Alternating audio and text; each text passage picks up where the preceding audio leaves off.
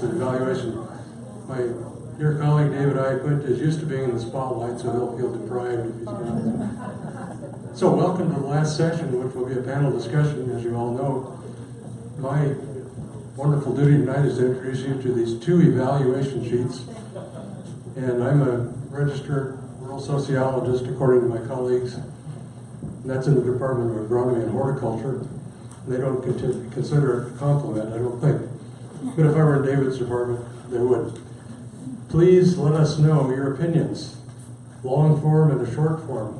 Long form is an evaluation of each of the sessions, and we will keep these anonymous when we share them with Wes Peterson and other speakers. If you would give us your ratings, oh, by the way, the Chuck Collins one last week had nothing to do with Africa. And thank you to Amy Murphy for pointing that out. She says she's been proofing things for years. But we especially look forward to finding information on which activities you found the most useful, how we could improve the session, and then above all, give us suggestions for next year. We've done two different things over the years since this first started at Vine Congregational Church. We've had specific country programs for the entire series, and we've had topical issues over the last 2 years. So give us your opinions on what you prefer or a mix of the two, particularly topics that you think would be super good for next year. And we have to anticipate what's going to be hot a year from now, other than hopefully not the climate. Okay, so the big forms go in the big box. It will be appropriately labeled. The half-size forms, Humanities Nebraska, which we really appreciate your helping us by just saying your name, and if you would like to join the Humanities, here's an opportunity. They provide some of the funding for the series, so that would be much appreciated. Those will go in the small box. So, thank you very much. David? Well, welcome to the final session of the 2017 Winter Lecture Series, Inequality of Income and Wealth, Causes, Consequences, and Resolutions. I have to say that when Chuck referred to me as his dear friend, I was flashing the dictator of North Korea. It was not I'm your moderator, David Iaquint, and tonight's panel will conclude this 33rd annual Winter Lecture Series, begun in 1985 at Vine Congregational Church and adopted by the Unitarian Church in 2001. A number of thank yous are definitely in order. A lot of people contribute to bringing this always informative, timely series to your inquisitive minds. Nebraska Humanities has steadfastly provided much appreciated financial support for the series, and as Chuck said, I encourage you to consider a membership in Nebraska Humanities. A lot of good support comes from there for a lot of good activities. Osher Lifelong Learning Institute has followed up the Winter Lecture Series last fall with a course built on the theme of national identity and politics of nationalism. This year, for the series, they provided a lot of helpful publicity. Our primary sponsors, the Unitarian Church, Social Action Committee, and the Winter Lecture Series Planning Group all provide the necessary place, motivation, support, and agency to make the series a reality every year. We thank them all. And finally, while a number of us serve on the committee, 3 people did the heavy lifting for this year's series, and they do deserve special mention. Jerry Petter, Wes Peterson, and Seth. Thank you very much.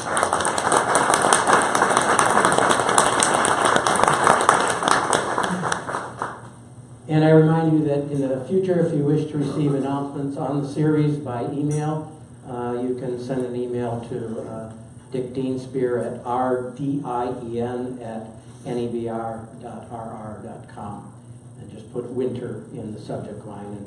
And you won't remember that, so I've got it. You can check with me. The email has changed, I believe. Maybe it's a personal email. It's his personal email. It's Allophone. Allophone. Allophone. Allophone. Okay, I guess he's got fiber optic to the house now. Oh, that would be. Yeah, that's what it means.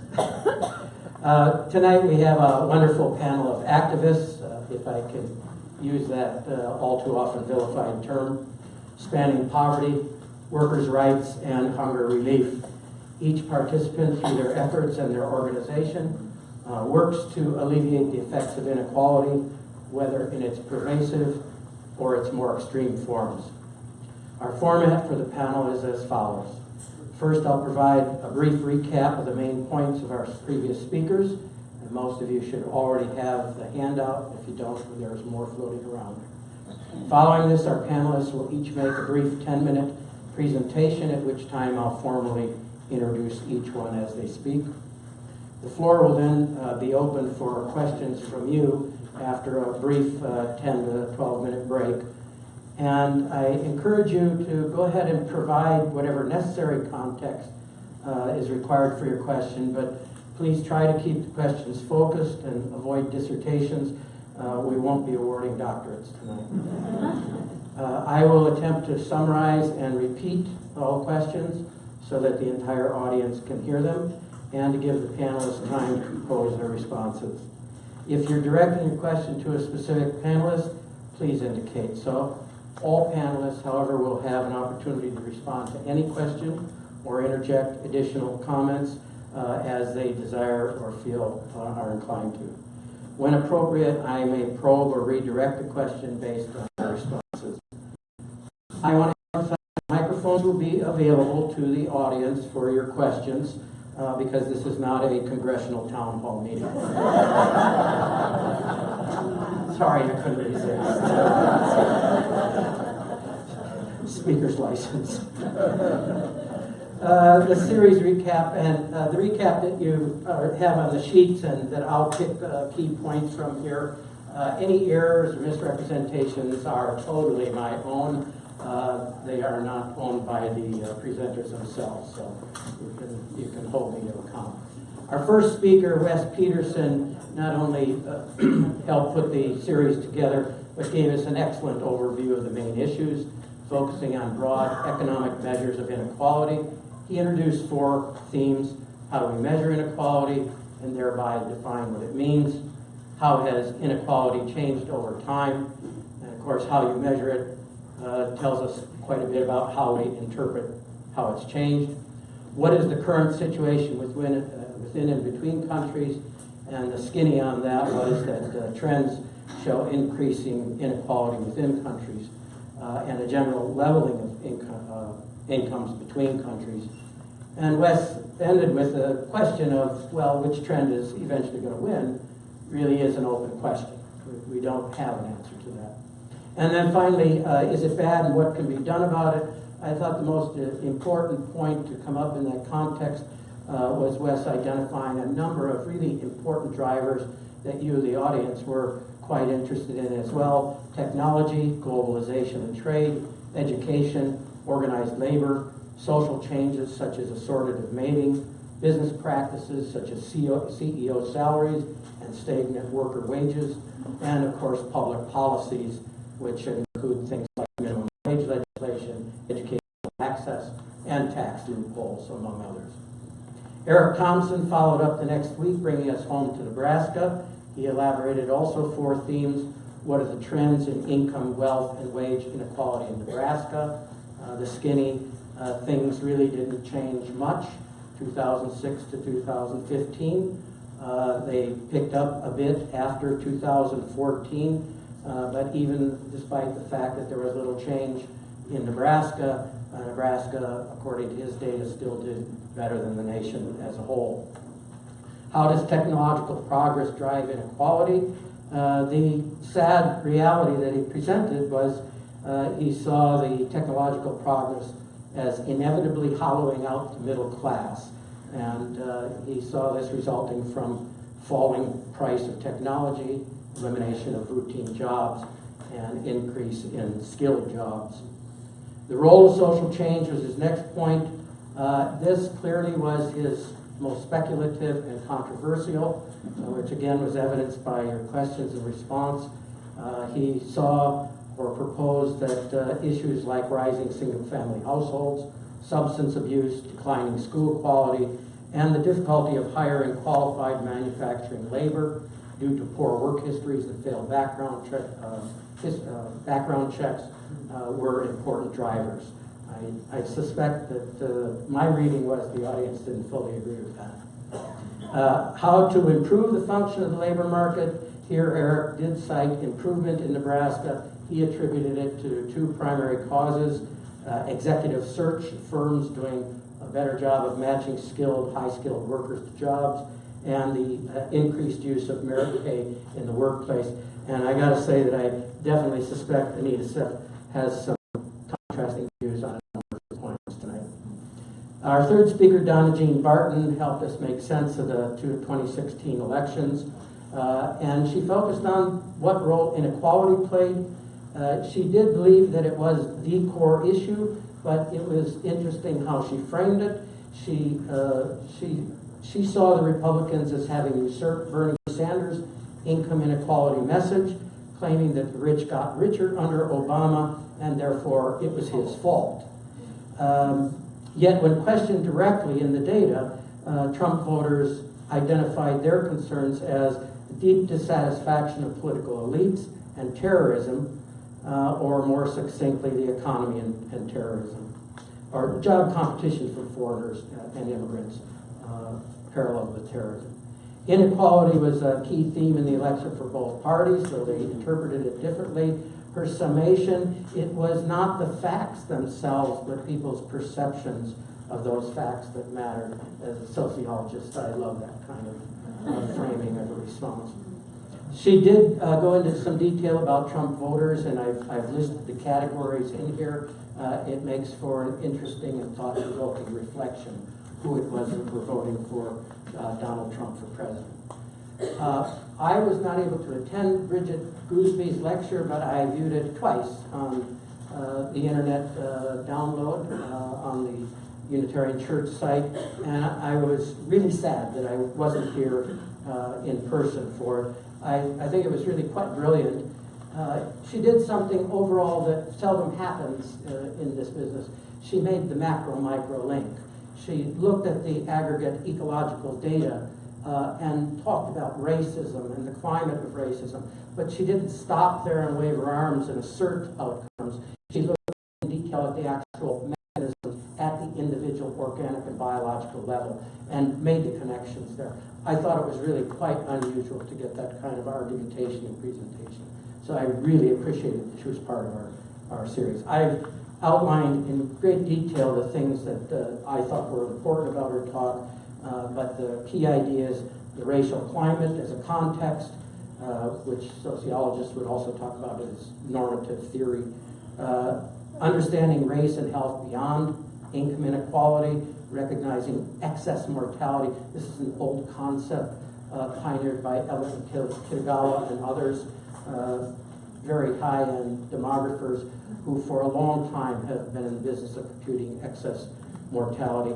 But what was particularly interesting was her identification of the 40 to 65-year age group, or the 25 to 40-year age group, with excess mortality changing the shape of the electorate and changing the shape of the context of the way we go about business.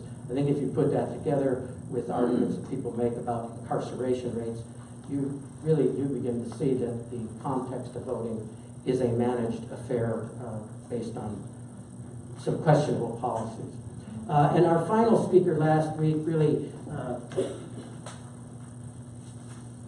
turned a corner in terms of the style of his presentation. He eschewed statistics and used personal narrative and stories to really help us feel in a very personal way both how one effects change and what it means for people and how it happens.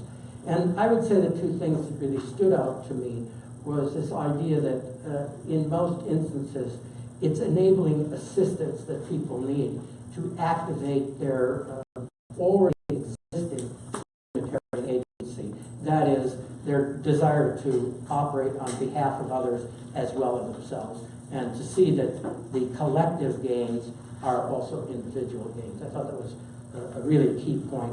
And the other that was really rather novel to me in this kind of presentation, that There are people of means who are willing to support these initiatives, but A, they need to be asked, and B, they need to be asked in a way that they are invited into the process in a way that's personally meaningful to them. And I think his stories bore that out. I've always thought about it in terms of don't view the opposition as a monolithic entity. There are always allies and supporters, even when on a position they seem to be opposed to your position. And I think that's an important point.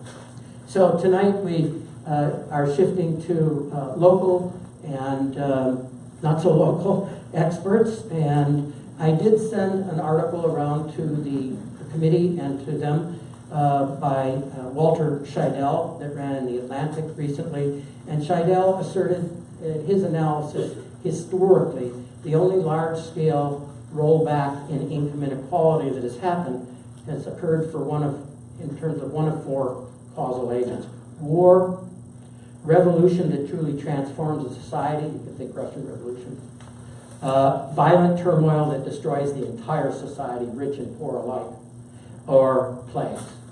And that's a pretty depressing thought, if that's what it takes.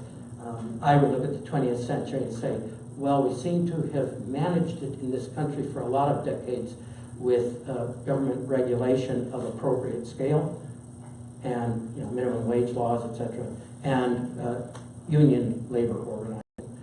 So I think he presented a pretty dire picture. I asked our participants, our panelists tonight, to think about how their intermediate level structures then can bring about relief from income inequality and its effects without those dire circumstances and do it effectively. So our first speaker, and I've done it alphabetically, and we'll move from my left to further left, because I don't really have a right, I'm sorry. I'm sorry if you're on that side. Our first speaker, James Goddard, is Program Director at Appleseed, Nebraska Appleseed. In 2009, James received his JD with high distinction from the University of Nebraska College of Law and his bachelor's in social work cum laude from Union College here in Lincoln. He's a member of the Nebraska Bar Association, admitted to practice before the Nebraska State Courts, U.S. District Court for the District of Nebraska, and the 8th Circuit Court of Appeals. He's also a member of the Robert Van Pelt Inn of Court and Children's Health Leadership Network. During his time at Appleseed, he's litigated cases, engaged in public policy advocacy, and media work. We are very pleased to have you here tonight, James.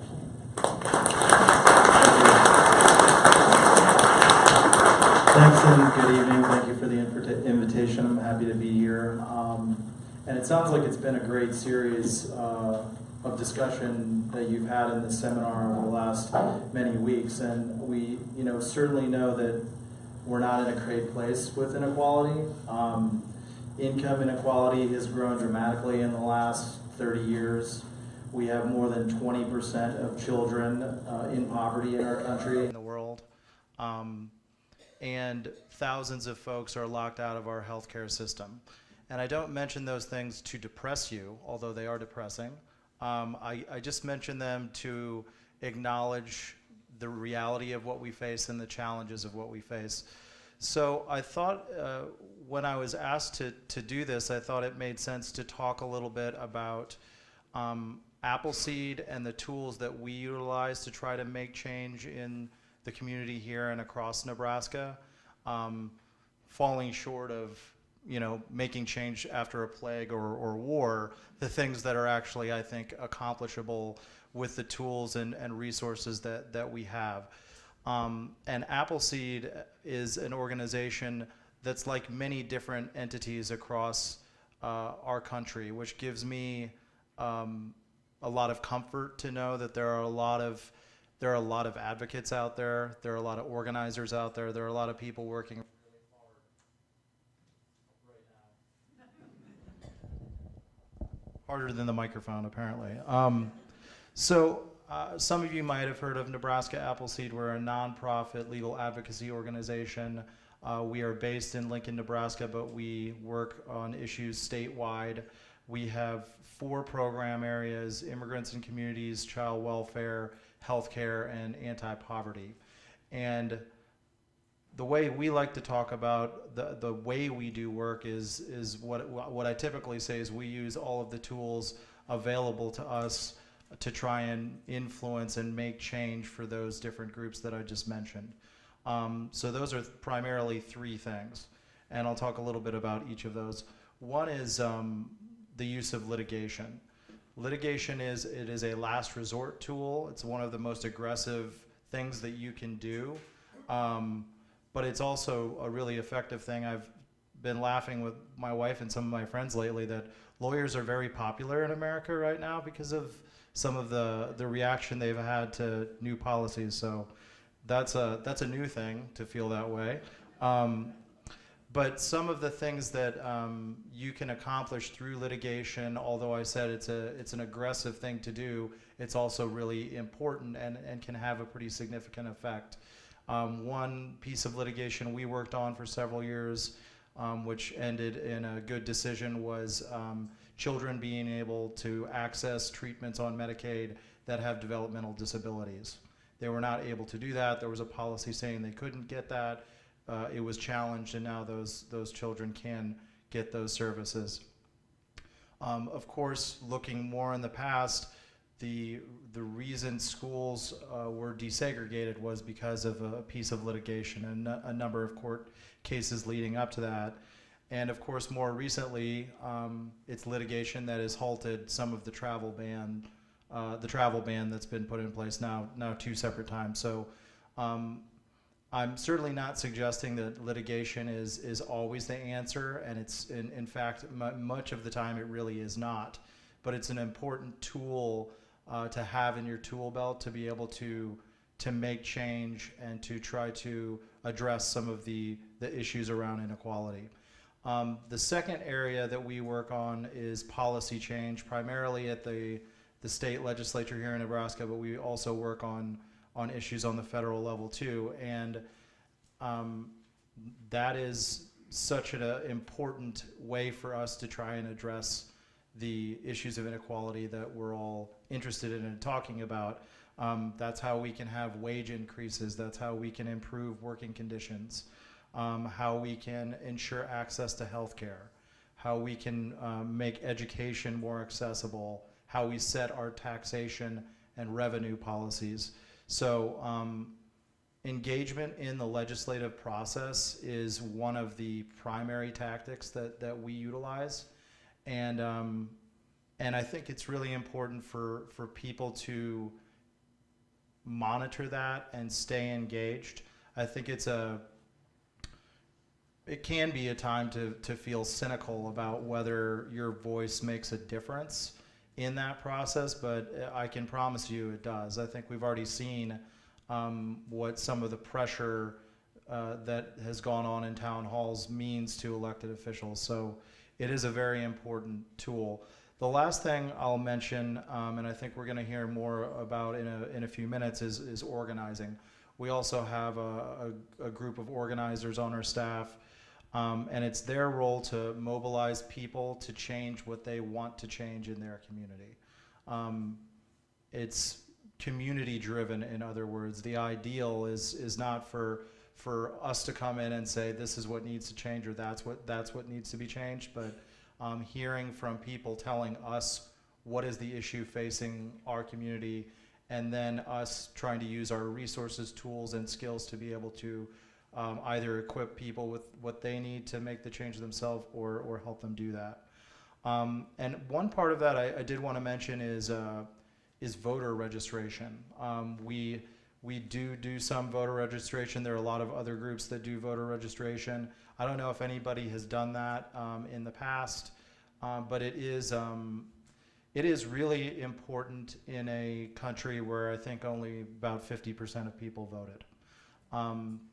So I feel like that, if we're talking about how do we make change in our country, I think that is one of the biggest things, and that is getting people registered to vote, turning people out to vote. If we had 75% of people vote, I think our country would look pretty different. But part of that, I think, is also convincing people that it matters, that their vote actually is going to mean something. There's a tremendous level of apathy. But I think when you have organizers they don't just go into the community for a day, register some people to vote, and then leave. You have to have a continual presence with a group and form that relationship where, they really know that you're there for them. And so that's, I think, what I wanted to come back around to is all three of those tactics, litigation, policy, and organizing, all really have come back to the community, come back to people like you, to tell us what needs to change in your neighborhood, what needs to change in your community. Are you willing to make a phone call to your representative? Are you willing to go to a rally? All of these things are just tools. It all comes back to the folks that we want to engage with in order to accomplish positive change in our community. So I guess I'll just end with saying right now, people seem really ready to engage in a way that I don't feel like I've seen in my brief career. There is an excitement and an enthusiasm, and I think a hunger to be engaged, and I think that there's real power and possibility when you have people in that mindset to address the inequalities that we see in our community. Thank you, James. Our next panelist, Anita Seth, is organizing director with United Here, which represents 300,000 workers across the U.S. and Canada, primarily in food service, hospitality, and gaming sectors. United Here members include 5,000 workers at Yale University as well, where Seth has worked for over a decade on a drive to organize graduate researchers and teachers, and happy to report that they won that election.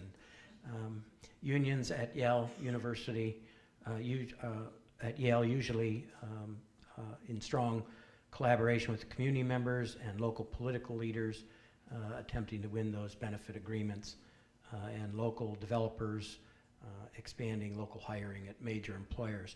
She received her doctorate degree in history from Yale in 2012.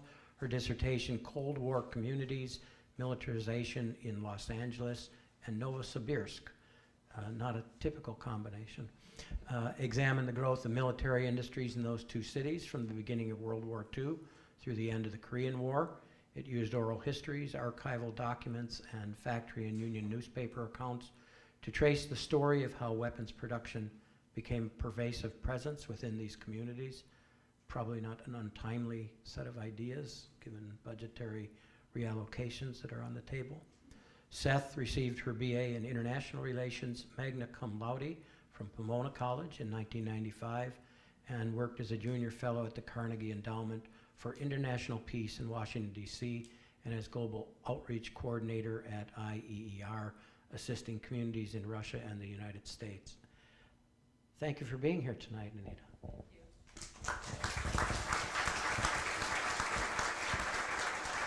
I was saying, I think my father probably wrote that biography there. All right, well, thank you so much for inviting me to be here. I am going to talk about three things here tonight. Let's see. I'm going to start with just a couple of slides about the importance of labor unions in addressing inequality. I'm going to talk a bit about why the labor movement is in such bad shape right now. And then I'm going to talk about the work we're doing in New Haven and what I think, the lessons that I think I've learned that I think can be helpful in figuring out how to turn around the bad state of the labor movement. So this first chart is a very basic one. It just shows the difference between union and non-union wages. Not that surprising, I guess. You know, union workers make more than non-union workers. But I think the other thing that's interesting about it is that that difference is greater for women and greater for workers of color, which means that not only do unions address inequality when they are strong, but within a workplace they can also close the gap between female and male workers and between white workers and workers of color. The second chart is just a historical correlation between the union density, the percentage of workers that are in unions, and the percent of income that is taken home by the top 10% of the Americans. And so, as you can see, there's a close correlation between those two things from the late 1930s, when union membership expanded very rapidly, until the 70s. That was also the period where the top 10% took relatively less of the overall income, and that has steadily, as union membership has declined, the top 10% has taken more and more, so that it's now back to the way it was in the 1920s. So that, there's a very good reason for that, I would say, which is just that unions are the most direct way of redistributing wealth from employers to workers. It's the one place where working people can come and ask for more of the share of the pie directly. There's a lot of other things that are very good that can happen. There's government interventions that are very important with tax codes or social programs. There's work that many other organizations do that it's very valuable, but unions are the one place where you're directly transferring wealth from one group of people to another. So, two, what is happening to unions right now? It's probably no surprise to anyone here that they are in a state of collapse. And I would argue that it's entirely possible they will cease to exist in their current form in the coming decade or two. Private sector unionism is down to 6.4%. That was 25% just 40 years ago, so it is at its lowest level in over 100 years. And that, I think, there's public sector unionism is a bit higher, but I think the private sector number is the most important one, because you can also see how under this political climate, public sector unions can disappear very quickly as well in a place like Wisconsin or a place like what Michigan goes right to work. So that's a very significant number. I would argue that the most important significance of it is it just is a sign of the huge imbalance in power between the working class and the owning class in this country and in the world. And so it just shows how steep the divide is there. And I think there are a few different reasons for that, maybe more than what I'm about to say, but just three I want to throw out there. One is, people talk about this a lot, globalization. And by this, I don't just mean some industries offshoring factories like the whole textile industry going out of the United States, but I also mean that even in service sector jobs like the ones that the members of my union hold, the fact that companies are increasingly making more and more of their money abroad weakens what leverage American workers have to keep up their standards. So, you know, we used to feel very smug in my union because you can't move a hotel room from New York to somewhere else in another country. But the Hyatt Corporation, for example, all of their new hotels, there are 50 opening in China over the next decade and another 30 opening in India. And that is where they make the vast majority of their profits. In the gaming industry, where we have a lot of members in both Las Vegas and Atlantic City, the biggest place of growth for gaming globally is Macau. And that is where most of the companies make their money now. So it affects everyone, not just the manufacturing workers who lose their jobs. Second, I think people maybe pay less attention to the fact that companies move jobs within the United States from unionized locations to non-union locations, and that's very pervasive. You can see the auto industry moving into the southeastern United States. I was trying to look up an example closer to home here and was looking up the meatpacking industry, where in the 80s there was huge restructuring that allowed meatpacking companies to move from facilities in major cities to non-union rural areas. And as a result, you know, meatpacking, which as late as 1980 was over 80% union, and people were making a wage of equivalent of $20 an hour today. Now it's minority union and people make an average of $12 an hour today. So you can see the consequences of that kind of restructuring and moving just even within this country. Finally, and I have a slide for this, what happens when you try to form a union in this country? And the statistics in this slide come from Kate Bronfenbrenner, who is a labor studies professor at Cornell and has written a lot about kind of the unfair playing field for workers, as I see it and she sees it. But just a couple of the things I wanted to point out is, you know, in union drives, 63% of the time, a supervisor will sit down with workers that they supervise and talk to them about how are you planning to vote, are you sure you really want to do that? And that is completely normal in this country, and there's no laws against that at all. But most striking, I think, on that slide is the 34% of cases in which workers get fired in union drives. And so think about this. If you're a worker in this country who wants to form a union, there's a 1 in 3 chance that you will be fired. That is a very high bar to have to reach in order to form a union. Okay, so those are some of the problems. And I do think that in order to address those problems, the future labor movement, which does that, will probably look quite different than the labor movement that built the middle class in the 20th century. And I'm not sure exactly what that will look like, but I think there are some things we've been trying out in New Haven, where I've worked for the last decade and a half, that I think could provide some interesting ideas. So here are some of the things that we have been doing. One, I think any union drive that's serious has to be prepared to spend at least a decade. There's no employer or no sector in a city that's going to get organized in less than a decade. And I think a lot of unions try to go in somewhere and organize someplace in a year or two. It just doesn't happen that way. So for example, you know, David talked about the vote we had about a month ago for the graduate teachers, which is how I first got involved in my union. And you know, 35% of all of the graduate teachers at Yale voted and got the right to form the union, and now are just waiting to figure out if we can get a contract.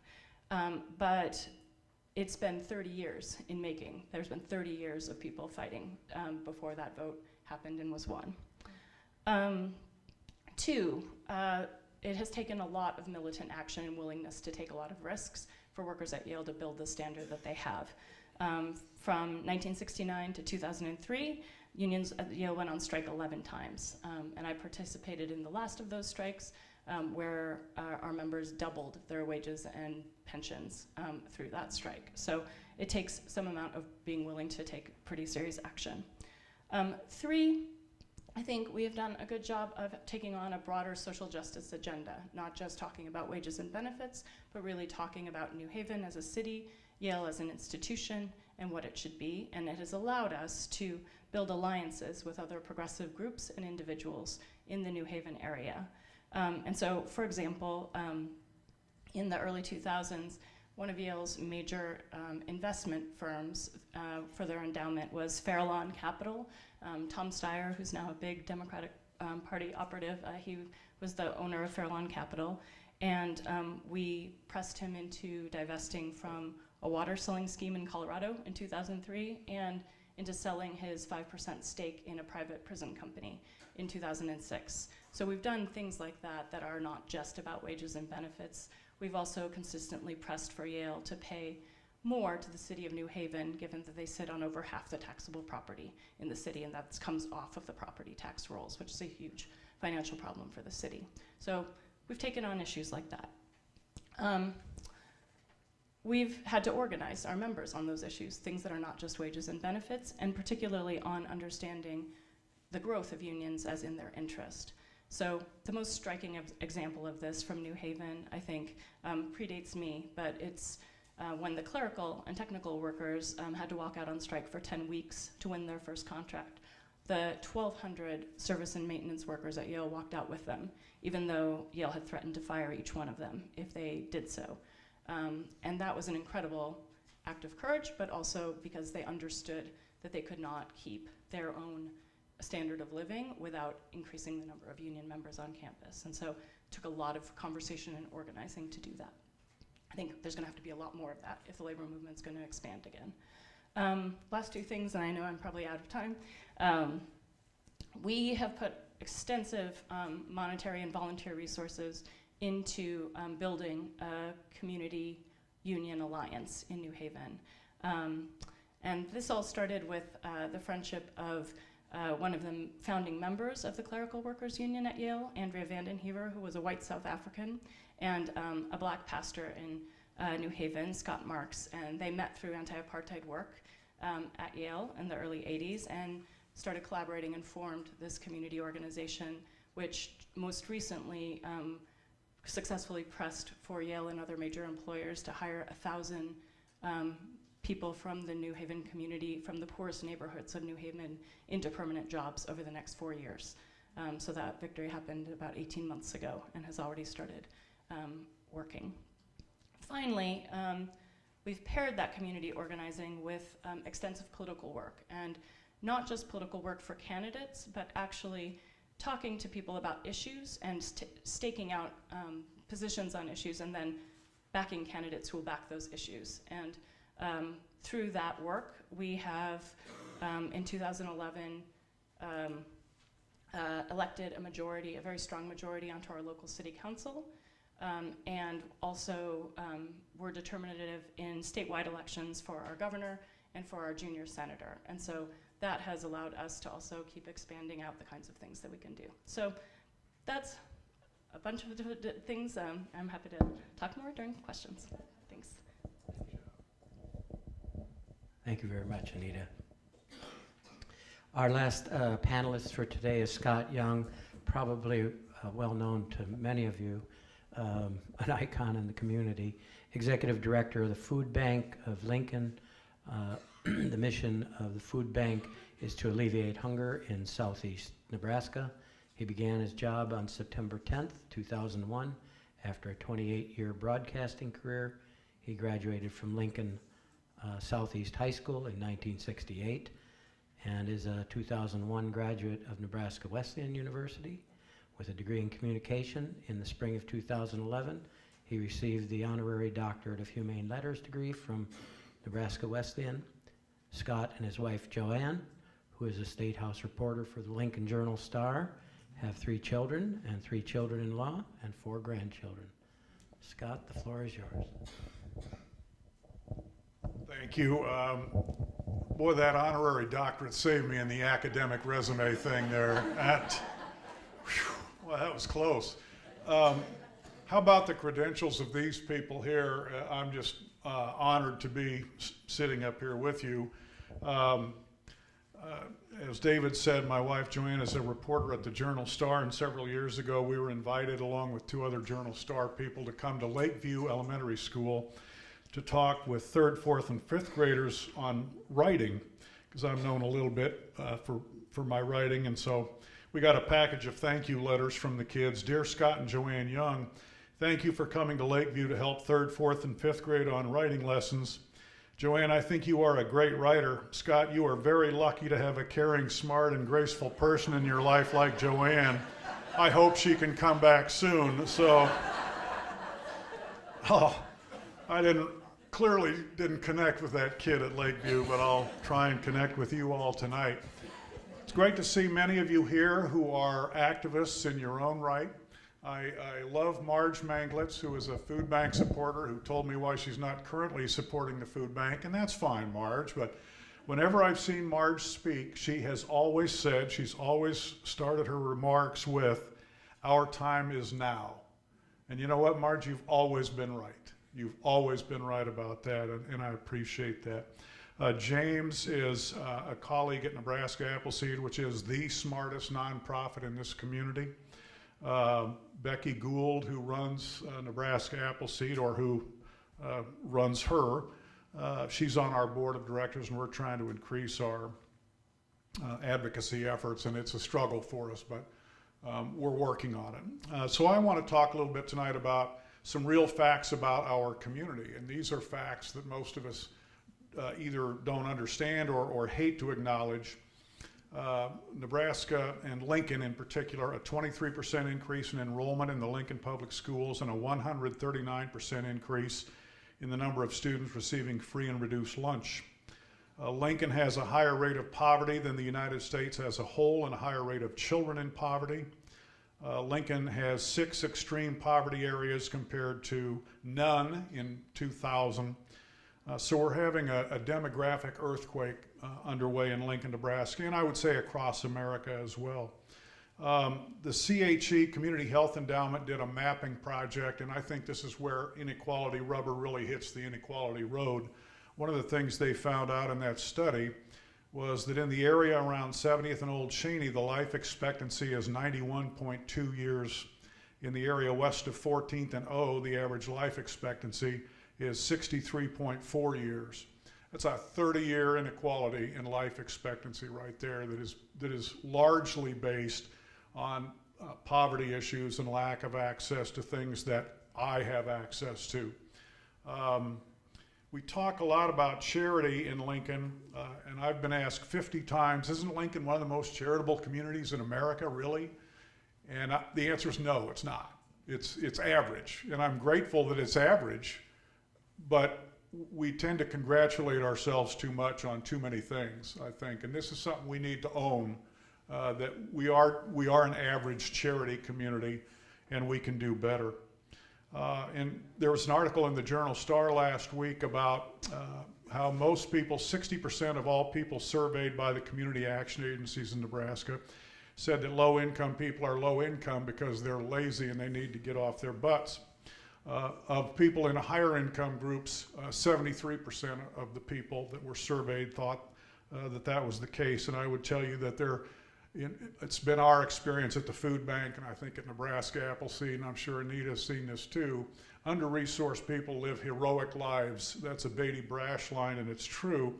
The Chronicle of Philanthropy published an article in 2014 that talked about how after the recession, the giving of upper income Americans went down 4%, and the giving of lower income Americans went up 17%. So when we begin to judge harshly under-resourced people, let's think about that. I read several things this morning as I was thinking about what I wanted to talk about tonight. In the New York Times on Friday, Trump budget cuts put struggling Americans on edge, and the gist of this article was that a lot of people who voted for Donald Trump are now being, or now perceiving themselves as being abandoned by Donald Trump. And a woman said that the program that has saved her largely, she is a 60-year-old, and that she's going to lose some benefits because of some proposed budget cuts. She has lung cancer. It's the dead of winter. What am I going to do when her budget or when her benefits are cut? And she said, I understand what he's trying to do, but I think he's just not stopping to think that there are people caught in the middle he is really going to hurt. She was a nurse for 25 years and voted for Mr. Trump. He needs to make concessions for that. I was a productive citizen. Don't make me feel worthless now. And how coherent is that, and how really important that is. Don't make under-resourced people feel worthless. I mean, they're struggling as it is. They feel a lot of times a worthlessness about how we care about them. Talking about what Anita was talking a little bit about, from stakeholders to stockholders. Robert Reich has Inequality Before the Law. It's a fabulous documentary by Robert Reich, former Secretary of Labor. And in that, he talks about how in the 70s particularly, and in the 20th century, we moved from a stakeholder-driven economy to a stockholder-driven economy. And how the stakeholders, Henry Ford wanted his workers to be able to afford the cars they were making. The stockholders don't give a damn if the workers can afford the cars that they're making. And that shift, a lot of that occurred during the Jimmy Carter administration, when some lobbying things passed that enabled big companies to get more into the lobbying business. And there was a big sea change in how American business operated in terms of its relationship with the government. Top CEOs make more than 300 times the average worker. In 1965, the average ratio was 20 to 1. Now it's 303 to 1. Average realized pay for CEOs at the top 350 firms as measured by revenue was up 3.9% between 2013 and 2014, and up 54% since the recovery began in 2009. Most other workers have faced stagnant wages. And these numbers are staggering. There was a big Wells Fargo flap here in 2016. They laid off 5,000 workers. There was a huge scandal at the top of that company. And we have a board member from Wells Fargo, so I tread lightly here, but he knows, and we've talked about this. The CEOs and the top leaders of that company walked away with they made a mess, and 5,000 people got laid off, and they walked away with tens of millions of dollars as their parachute package. How does this happen? How can this happen? And frankly, how can we let it happen? But this is where we are here in 2017. I read a piece about a book, Rajani Kant, I believe is the author's name, Farewell to Modernism, on Human Devolution in the 21st Century. And Kant, he's got this book, the premise, he realized that people are not at all like Adam Smith's Homo economicus. Did I say that okay, Anita? A narrowly self-interested agent trucking and bartering through life. Smith had turned the human race, a species capable of wondrous caring, creativity, and conviviality, into a nasty horde of instinctive materialists, a society of hustlers. Using his training in history and cultural theory, Kant dedicated himself to investigating how this way of thinking took hold of us and how it delivered a society which is essentially asocial, one in which everybody sees everybody else as a means to their own private ends, which is how I view these two right here tonight. Eurocentric modernism, he calls it, consigned us to an endless and exhausting Hobbesian competition. And that is really where we are, I think, in 2017. I'm not sure, Wes Peterson will buy and read this book. I'm not sure if I'll buy it and read it, but these are great theories that somehow we've become a country of competition, and that we'll step on whatever we need to step on to get wherever we need to go.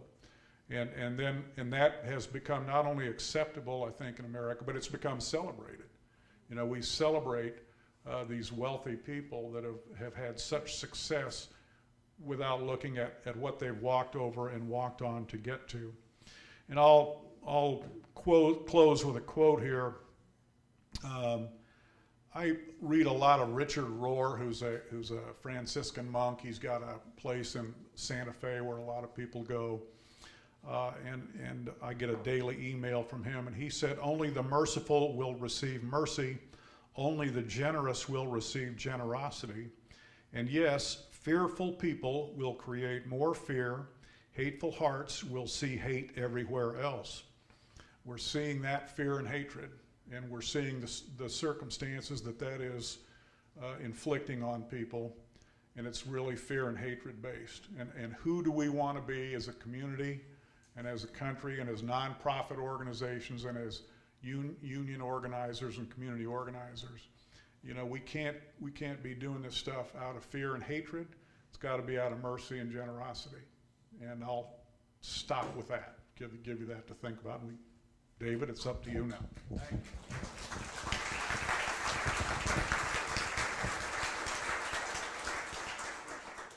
Well, I think you'll agree that we not only heard some really good comments, but we are blessed with three really stand-up people, okay?